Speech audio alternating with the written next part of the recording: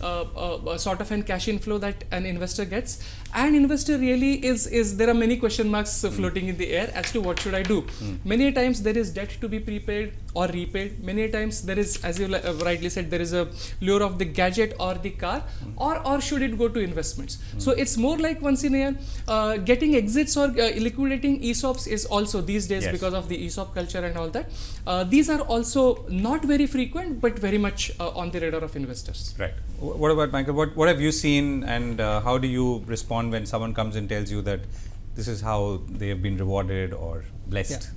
My experience is it's more important to advise the investor correctly, because the moment a windfall or a lump sum lands in the hand of a person, investing is sometimes right at the last of that list.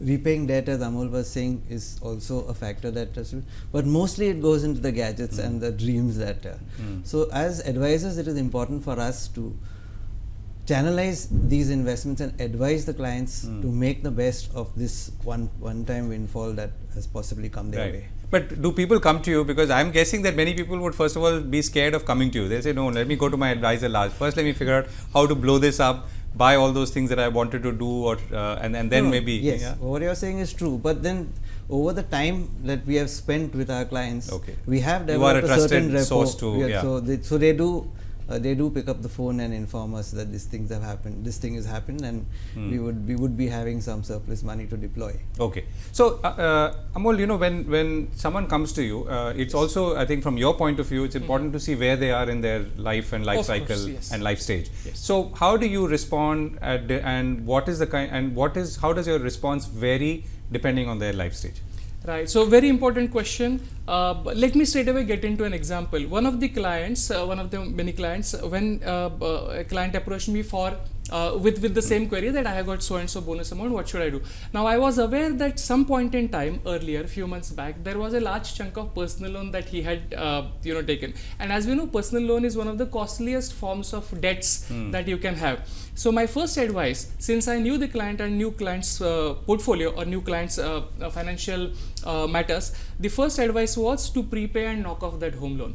Now that went into around 80% of the bonus was spent into that, because as I said, it was slightly larger amount of loan. Remaining 20%, although it's a smaller amount, but it was, we made a decision at that point in time that it will go to the travel kitty that the investor was building any which ways. So that's how, depending on client to client, investor to investor, your advice will vary, and it has to fit into exactly what stage the investor is at. Another example is somebody. So how old was this person? Sorry? How old was this person? Around 36. Okay.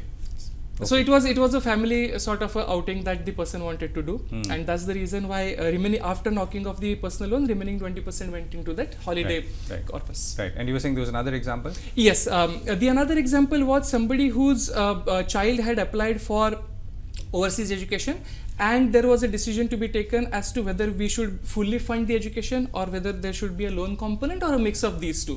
When when this case was there, and sort of the results and actual expense for overseas travel etc. will come up 6 months later, my simplest advice was money should stay in, ideally in saving account, but saving account, since liquid funds are likely to generate better returns than saving account, my simplest advice, and probably what worked best for him, was to park the money in liquid funds, and within 6 months, when actual expenditure came up, we were able to redeem and use for the. So you're saying you told them not to prepay because they would have lost out the interest that they could have potentially earned. No, the decision to take the loan or to fund was coming 6 months later. Okay, so you said this money, hold on till then. Yes, till the time you are actually able to find out which university, what kind of expense pattern, and depending on university, degree to degree, your loan component will also vary. So we deferred all our decisions to a 6 month time frame, where once all the picture is clear, then we will be able to take the call. Right. Okay. So we'll come to the investment part. So, but fundamentally, what you're saying is that if you do get that the sudden bunch of money, yes, the first thing you should do is, where feasible, clear out your old debts. That is correct. Right. We know investment works in compounding. Paying debt or interest is negative compounding. So wherever possible, please retire your debt. There is an honorable exception. That honorable exception is housing loan, as we know, because there are various tax benefits to be had in that loan. But other than housing loan also is honorable exception because it is probably the lowest cost loan that you can have. Most other loans, my advice is to prepay those loans off. Would that include cars? Because cars are even lower than houses, right? No, in my opinion, that's more of an accounting sort of a jugglery. Car simply cannot be lower than housing loan for the simple reason that home is, at least we presume it to be non-depreciating assets. Car, the moment you take possession, car depreciates by 10%. So car cannot be lower than home loan. Okay. Michael, so the other discussion we're focusing on today is increments. So one is that you get a large block of cash or money, and then you figure out what to do with it. Amol's advice is that first is to see what you can retire in debt, and then move forward, and we'll come to that forward. What about increments? How do you look at them? See, first of all, when somebody starts working, my advice to that person is from his first paycheck is to start something what we call an SIP, which is a systematic investment plan. So assuming that the person already has a systematic investment plan in place, an increment would add to that. A percentage of that increment would go as a top up to that systematic investment plan. As for an example, if somebody who's 25 years old puts aside 10,000 rupees every month, at the age of 45, that 24 lakhs can be worth a crore. And I'm looking at 12%, which is a reasonable rate of interest to expect from any equity investment. So you already have that additional salary source or income source that we are talking about.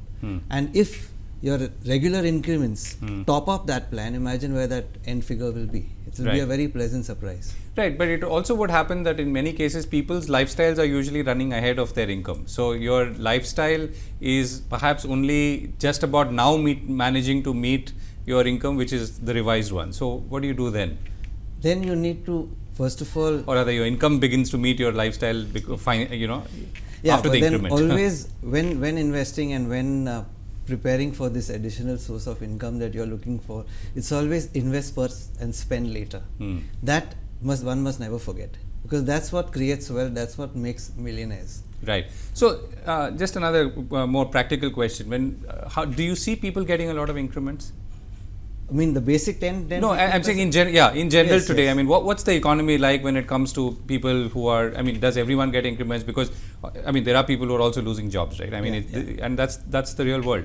So how is it looking to you in your own client portfolio? No, increments do happen. Maybe the percentage is smaller. Of that it changes, but I think increments happen because it's also necessary to motivate your force. So you cannot keep them without increments for more than a year or two. So right. I think that is so happening. You're saying that people, at least the people you talk to, they are getting increments. Yes, so now the question is, the increments are not maybe the huge ones that they were some years ago, at least in some industries. True. And how do you make them put that money back into making it work for you? Yeah. So that's when we, as advisors, we have to really explain to them the value of long-term investment.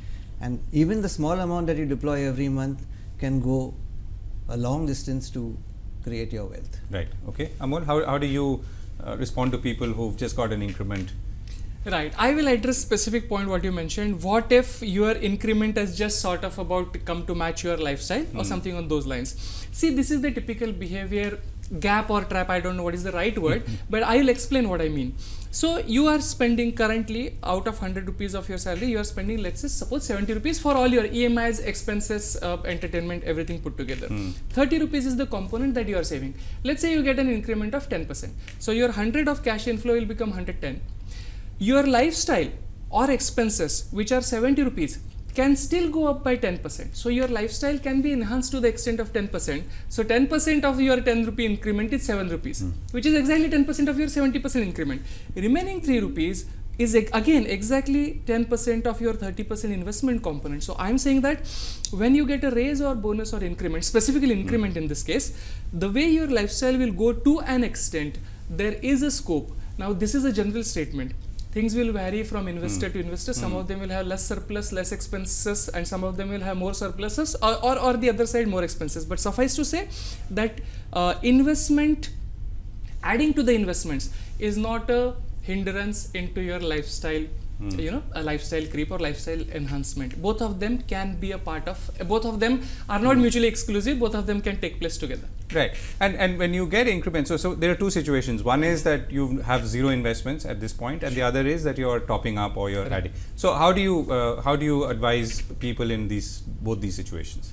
Right. I have already touched upon debt. So again, this is a general statement. Things will vary from investor to investor. But what I have seen, what clicks with most investors or most individuals is approach of 1/3, 1/3, 1/3. 1/3 amount goes into retiring high cost debt, 1/3 amount goes into meeting your lifestyle or aspirational expenses, and 1/3 goes into investments. That's the approach, and this is very easy. See, we human beings want to find patterns or want to find equations, numbers everywhere. So when you tell them that 1/3 is going into taking care of expenses that you made in the past, which is loan, you already taken and spent that money, 1/3 goes into building your future, and 1/3 you are actually enjoying the moment by buying that gadget, by buying that car, by going that, by extending your 3-day holiday to a 7-day holiday. So this makes sense. Past, present as well as future, you are taking care of all three. Right, that's well said. So, Michael, do you agree? Past, present, and future. Absolutely. And present is important. I think people, now That's want to what spend, and we have to acknowledge that. Yeah. That we have to acknowledge that, because we cannot keep on throwing rules and future at the person. If the person sees that his past debt is being paid and his present lifestyle is being enhanced, then he is more open to investing in the future, and it makes the whole thing a pleasant exercise. Right. So, in your experience, do people have to be scared into investing? As in, should people feel fear that, okay, if I don't invest, something's going to happen, or what if something happens, then I'm not ready for it? Or can it come out of, just sort of spreading more knowledge and making people aware and so on? No, that would have been the case few years ago, but now with the digital age and people coming of knowledge of these things, it's a little more easier. People are able to see the future and see the need for investing more clearly. That's my opinion. Amol? I would say that there are extremes. Today there is one generation within if I meet 100 people, many of them, one extreme is completely, totally living in the moment. So they have latest gadget, latest fashion stuff. And there is another set of people who are really aware. So the choice is up to you. You have unlimited data on your smartphone. You will consume content and become a consumption. I'm just linking these two. There is no direct linkage. I'm just trying to make a statement. I'm just trying to relate them. And there is another set of people who really uses that data, finds out about what is what is inflation, what is the impact of inflation of lifestyle. You also mentioned people are losing jobs. That's the reality of life. So there are certain sets of people, class of people who really thinks on those lines and want to secure, safeguard their future. And future, of course, as we all know, is unknown. And hence more and more inclination towards securing that. So there are all sorts of people that you come across. You deal each case, each person separately. Right. So, if you were to set goals now, for whether someone has got an increment or not got an increment, or feels that they might get an increment, what is the kind of goals that you set for your clients? And let me begin with you, Michael, particularly those who come to you first. One of the first goals would be the retirement. There has to always be some component of your regular investment that goes towards retirement, and then we can have the movable goals that follow. Means children's education and marriage and foreign vacations and things like that. These are broadly the thing, and a medical emergency. Okay. That is another goal that. So medical emergency as financed by a policy, or a policy can. A policy can, but it's also good to create a fund for that, because you never know the size of the emergency. Right. And would these funds be different, or is there a fund that you would specifically recommend only for instances like medical emergencies, or it could be any fund funds, where you a diversified equity fund addresses all these issues. It's just a time that is of the essence. How much time do you have to meet the goals, and then that can be planned accordingly. Right. So, Amol, what do you tell people who come to you first? Right. So, Michael has already covered about the retirement. So, again, I will pick up on one of the statements that you made. Do people have to be scared into investing? So, people, when you talk of retirement at the first go, if I'm meeting a 28, 32-year-old person, for him, retirement is something which is 3 decades away.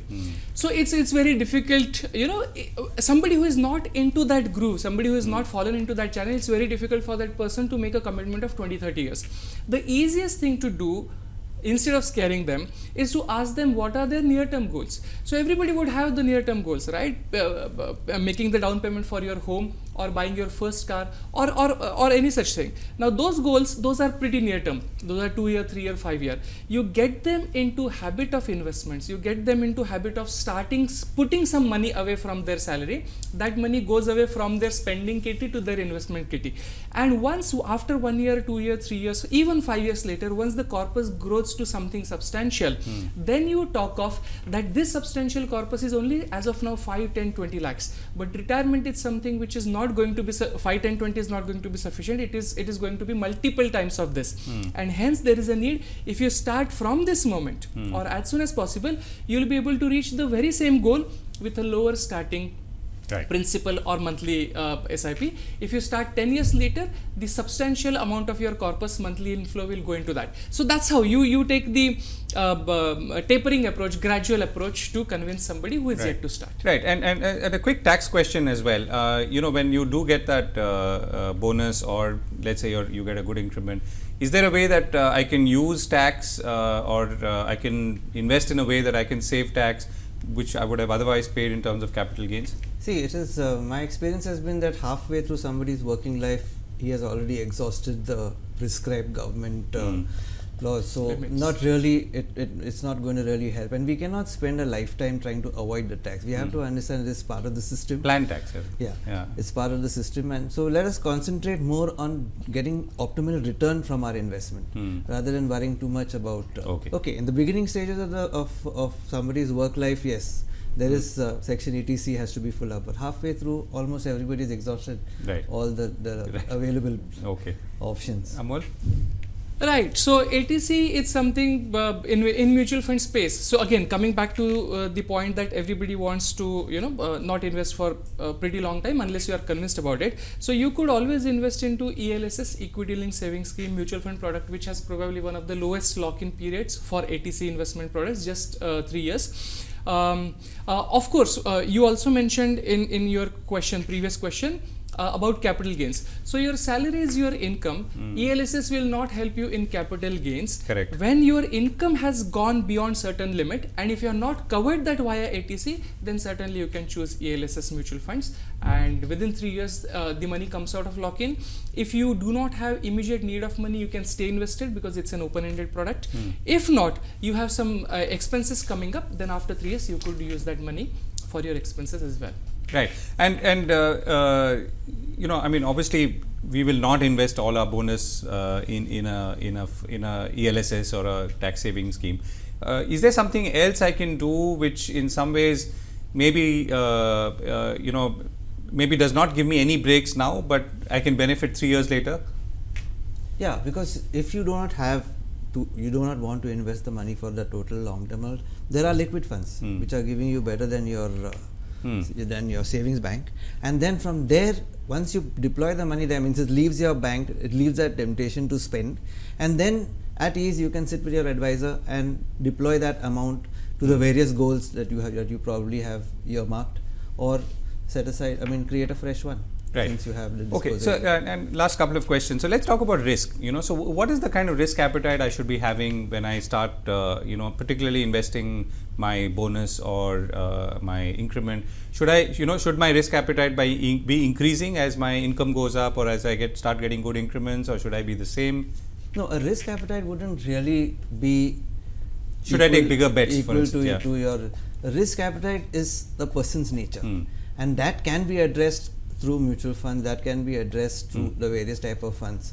But one thing is clear, that if one's goal or one's time horizon is maybe say 10 years plus, then the risk is very little from the equity markets, which generally give the highest return, because we've got great companies and these companies are going to continue to give good results. It's just that we need to have the patience and the resolve. Okay, so you've also answered the more fundamental question that should I invest in markets over the longer term? If the horizon is 10 years plus, I think the markets is the best bet. The equity markets is the best bet. Okay. Amol, your thoughts? Michael is absolutely on point when he says that risk appetite will not change, because that's who you are. So it will not change if the source of money changes. But what certainly changes is the quantum of money. Not source of money, but quantum of money. If you really come into something, and let me take an example of inheritance, money that you are not expecting.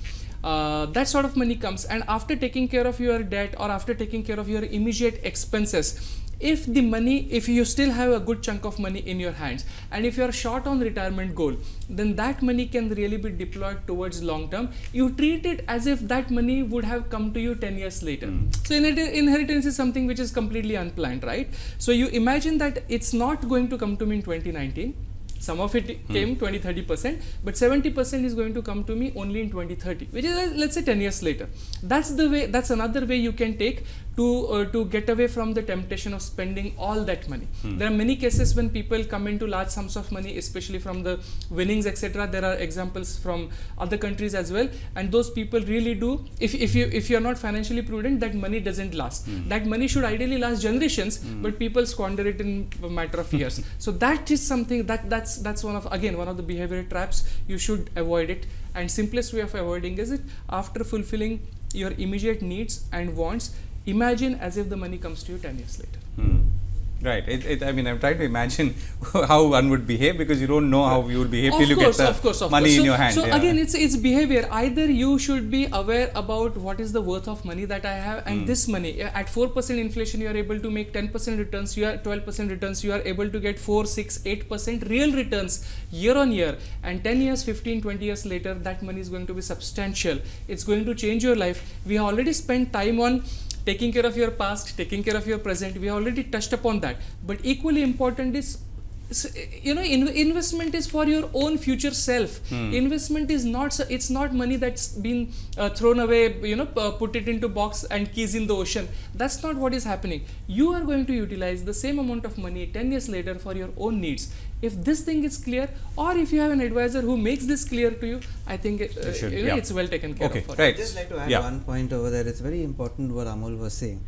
For the advisor is the person who can take a dispassionate view on this thing, because you have received the money, so you don't take a dispassionate view. Neither your family or friends, but if you have a good advisor, a trusted advisor, he will be able to take a dispassionate view of this thing and advise you correctly. That's important. Right. Okay, so let me get a sum up from both of you. So two cases as we are talking about today. We're talking about bonuses, we're talking about increments. Your sum up on what should someone do and where should they go the moment they get this windfall, or they are given that increment letter in their hand. First of all, fund the existing SIP. For that the existing SIP has to be there. So that is important. Fund the existing SIP. Retire high cost debt. That is a must. And plan for the future. Okay. Amol? Bonus, I would stick to one-third approach, since this is general discussion. Increments should go into funding of your goals that you are currently short with. I also say that if there is unlimited amount of money, there is no need of any financial planning. But I am yet to meet somebody who says that I have unlimited amount of money. So there would of course be some goals, some gaps which you have identified 3 goals, but there is one goal that you have said that okay, I will come to it a couple of years later. I will come to it once I have money. Then after increment, take care of those goals, and if nothing, the money should go to retirement corpus. When, again, very important, when I say retirement corpus, it does not mean that the money will come to you at 60th year only. Probably in NPS that is true, but a mutual fund, even an open-ended debt or hybrid or equity mutual fund, if 5 years later, 10 years later, there is an emergency or there is a need of spending that money, you can dip into that corpus. Just give it a name of retirement so that you will build long-term investment outlook towards that money. And ultimately, many wise men have said it's not timing the market, it's time in the market. More time you spend in the market, better your chances are of generating superior And as Michael said, that is the market is where you will get your best returns over time. That's a good note to end on. Thank you both for joining me. Pleasure. Well, we've got to go now. We'll come back on 30th May at 5 p.m. and we're going to be talking about your personal finance coach. And it's very important, as you can see, the why you need to have a coach, someone who can take a dispassionate view on how you should be investing or saving and where you should be doing and when. And that's very important. And we'll be back on the 30th of May at 5 p.m. to talk about that on this Facebook Live. Thanks for watching.